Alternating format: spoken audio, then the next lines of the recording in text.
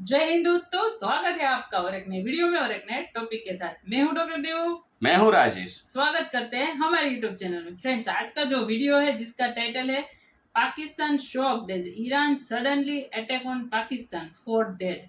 तो ईरान ने फिर से अटैक कर दिया है। बलूचिस्तान इलाके में पाकिस्तान के 4 नागरिक जो है वो मारे गए हैं, जैसी न्यूज मिल रही है। पहले वीडियो देख लेते हैं दोस्तों, आशा करेंगे पसंद आएगा, और पसंद आए तो लाइक और शेयर जरूर से कर दीजिएगा। और चैनल पर पहली बार है, सब्सक्राइब नहीं किया तो साथ में सब्सक्राइब भी कर चलिए स्टार्ट करते हैं। कोई वजह नहीं थी कि ईरान की तरफ से ऐसी हरकत हो। माशकेल में ईरानी फोर्सेस की फायरिंग से 3 पाकिस्तानी जाबहक और 4 जख्मी हो गए। पाकिस्तान के अंदर सब परेशान और हैरान थे जब ये मामला हुआ, लेकिन अब तो ये मामला हो गया। आज भी ईरान ने पाकिस्तान के बॉर्डर के ऊपर कुछ लोगों को मारा है। ऑब्वियसली ये पाकिस्तान के लिए एक बड़ी टेंशन वाली बात है कि ऐसा क्यों है कि मामलात संभल नहीं रहे। ईरानी एहलकार 2 पाकिस्तानियों को अपने हमरा ले गए। ईरानी फोर्सेस ने सरहदी इलाके में फायरिंग कर दी। दूसरा 25 करोड़ लोगों के मुंह के ऊपर तमाचा है।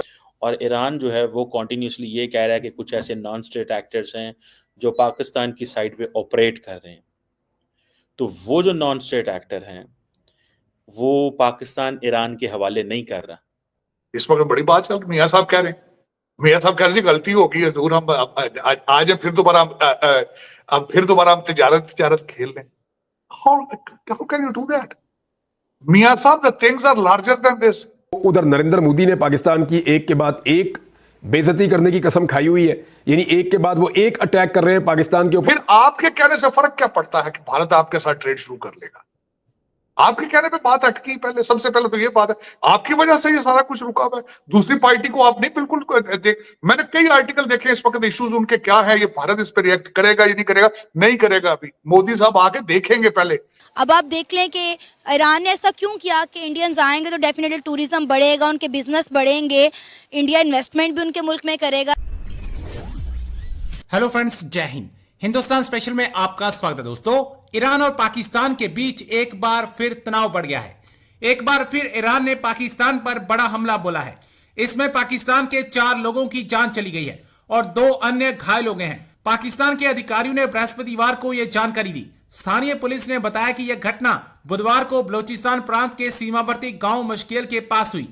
ईरान की गोलीबारी से पाकिस्तान के भी होश उड़े हुए हैं। सरकारी प्रशासक साहिबजादा असफर ने कहा कि यह स्पष्ट नहीं है कि ईरानी सेना ने गोलीबारी क्यों की। तेहरान या पाकिस्तान के विदेश मंत्रालय की ओर से तत्काल कोई टिप्पणी नहीं की गई।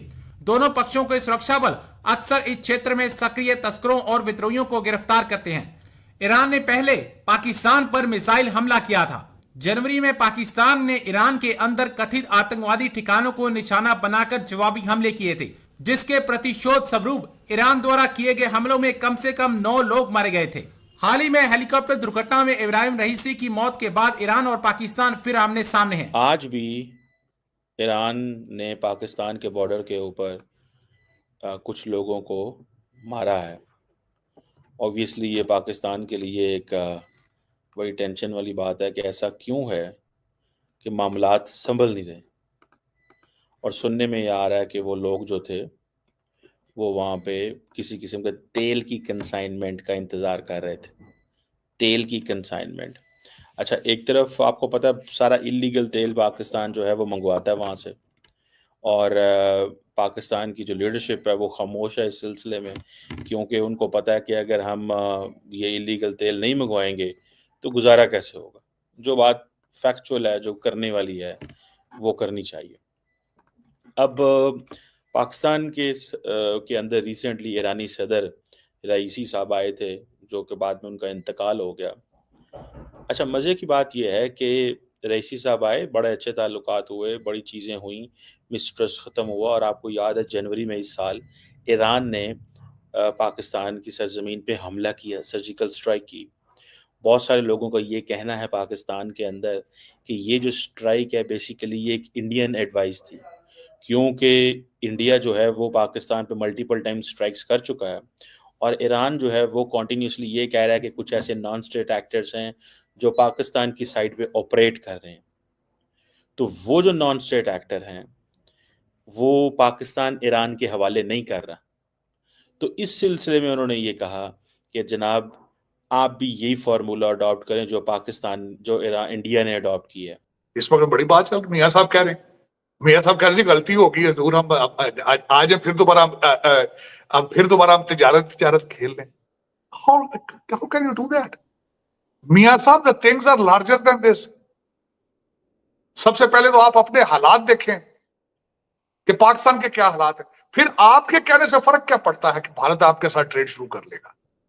आपके कहने पे बात अटकी। पहले सबसे पहले तो ये बात है, आपकी वजह से ये सारा कुछ रुका हुआ है। दूसरी पार्टी को आप नहीं बिल्कुल मैंने कई आर्टिकल देखे इस वक्त, इश्यूज उनके क्या है, ये भारत इस पर रिएक्ट करेगा या नहीं करेगा। नहीं करेगा। अभी मोदी साहब आके देखेंगे पहले आपने वाजपेयी के साथ किया क्या था, उसमें कद आपकी कितनी पावर थी और आज आपकी कितनी पावर है। जो ओरिजिनल स्टेक होल्डर है वो आपके साथ आज है या नहीं है, वो क्यों नहीं कम्युनिकेट करते दूसरी पार्टी के साथ। हाँ, रिजर्वेशन है उनको कि आप टेररिज्म को सपोर्ट करते हैं। आपने क्लैरिफिकेशन उसके बारे में दी है। मियां नवाज शरीफ साहब को बात करनी चाहिए थी इसी तकरीर के अंदर कि हम उनको क्लैरिफाई करेंगे, उनको तसल्ली देंगे कि हम the state is not involved. मैं ये नहीं कह रहा, क्योंकि आपके तो कंट्री आपके खुद कंट्रोल में नहीं है। आपके ऊपर तो अभी परसों फिर आपके ऊपर अटैक हुआ अफगानिस्तान से, जिसमें आपके सिपाही मारे गए हैं। आपके कंट्री में तो आपका कंट्रोल कोई नहीं है। लेकिन बताए ना उनको कि state is not doing it and our hands are clean. हम प्रैक्टिस नहीं पैदा कर रहे हैं मजीद, आप करते रहे हैं माजी के अंदर। आपकी दुकान थी दहशतगर्दी की, ये भी साथ एडमिट करना चाहिए था आपको कि अफगानिस्तान के अंदर हकानी वगैरह ये सारे जो भैन भरा उठे बैठे हैं अफगानिस्तान से, you were the one created them. ये भी तो फिर बताया ना उनको कि हाँ गलती हमसे हुई है, लेकिन ये सारा कुछ कि अब हम नहीं करेंगे, अब हम नहीं करेंगे। वो पोर्टफोलियो आपका है नहीं। आप तो कैरियन के साथ आए हैं, कैरियन के साथ चले जाएंगे। जो परमानेंट लोग बैठे हैं उनसे कहें कि बात करें। मैं बिल्कुल ये चिमा साहब मैं दो दिन से ये पढ़ रहा हूं चीजें, क्योंकि आपको पता है कि मेरा this is what my objective is to normalise the relationship somehow in between these both countries, और ट्रेड शुरू हो। मैं यहाँ अबू धाबी में 2-3 दिन से मैं मुसलसल मिल रहा हूँ इंडियन एंटरप्रेन्योर्स के साथ और इंडियन डायस्पोरा के साथ, और हम कम्युनिकेटिंग विद देम। हर एक ये कहता है, एग्री करता है कि ट्रेड होना चाहिए। ट्रेड के साथ चीजें नॉर्मलाइज हो जाएंगी, मसाइल हल हो जाएंगे Aahista Aahista, slowly and gradually. लेकिन दूसरी तरफ से जो उनके तहफ्फुज़ात हैं उनका भी ख्याल, वो कौन जवाब देगा। आप ये सिर्फ आपके admission of the mistake of Vajpayee साहब, और उस वक्त भी you were not the party to begin with it. आपने उस वक्त कारगिल शुरू किया था मियां साहब, you were not the one. The people those have originally said this, people those are originally have control over the borders, they are the one people those are जिनको दूसरी तरफ से देखिए इस वक्त मैं एक बात कर रहा हूं, मोदी साहब को और डॉक्टर जयशंकर साहब आपको नहीं कह रहे कि आप दहशतगर्दी को प्रमोट कर रहे हैं। You are not party in it. You are not party in it. तो नवाज शरीफ साहब ओरिजिनली आपके कहने से कुछ नहीं होता। हाँ, एक पॉलिटिकल स्टेटमेंट है। इस वक्त कयास राइयां हो रही हैं कि may be Nawaz Sharif wants to he will be becoming a next prime minister again. ये बातें हो रही हैं इस वक्त, इसमें कोई शक नहीं है। लेकिन ये कि चीमा साहब दर हकीकत पाकिस्तान का हल सियासी लीडरान नहीं है। ये सारे तो फ्रॉडी, ये सारे पैसे खा पी कर हर एक के फाइलें खुली हैं। मुर्शद का 3.5 साल की फाइलें हैं, इनकी 20 साल की फाइलें हैं। कोई इस वक्त कौम को बताए तो सही 25 करोड़ लोगों के Asif Zardari why is in Dubai. कोई वजह नहीं थी कि ईरान की ओर से ऐसी कुछ हरकतें हो। बस वजह एक ही कि तुम पाकिस्तानी और आपके कर्मों की सजा मिल रही है। भुगतो 6 महीने से या करीबन 1 साल से आपको कर्मों की सजा देना स्टार्ट हो चुका है। देखो, ये पूरा जियोपॉलिटिकली होता है, इसमें आपके भी जो ऑफिस गवर्नमेंट जो है वो भी इन्वॉल्व होती है कहीं ना कहीं। लास्ट जब उसका कंक्लूजन आएगा ना, तब यही चीज़ आएगी, सारा जो सब कुछ हुआ है वो पाकिस्तान ने ही करवाया, ऐसा ही आएगा रिजल्ट फाइनल। रीज़न IMF ने अच्छे से बड़ा डंडा घुसेड़ा है, बड़ा।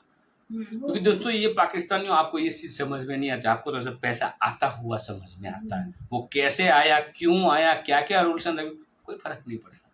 और हमें तो अच्छा है भाई, हमारे तो भाई इमरान खान ने भले 3 साल टिके, लेकिन बहुत ही बढ़िया काम करके नेक काम के लिए उसके लिए इमरान खान को बहुत बहुत धन्यवाद। वो काम यही था कि उन्होंने ट्रेड बंद करवा दिया, एक ही रिलेशन जो था थोड़ा बहुत वो भी ख़त्म कर दिया, अच्छी बात है। अब उन पाकिस्तानियों को ईरान भी ठोकेगा, अफगानिस्तान भी ठोकेगा, बलूचिस्तान भी ठोकेगा। एक दिन ऐसा आएगा जब हम बोलेंगे हमारे आने वाली पीढ़ी को, बेटा या बेटी, एक था पाकिस्तान जो कहीं हिस्ट्री में इस जगह पे रहता था, इस जगह पे नक्शे में दिखता था। एक दिन हम ऐसा बोलेंगे। टाइम ज़्यादा नहीं है, कुछ टाइम में अभी आ जाएगा। वीडियो समाप्त करेंगे दोस्तों, आपसे विदाई लेंगे, मिलेंगे और एक नए वीडियो में आपके साथ। टिल देन, जय हिंद, जय भारत।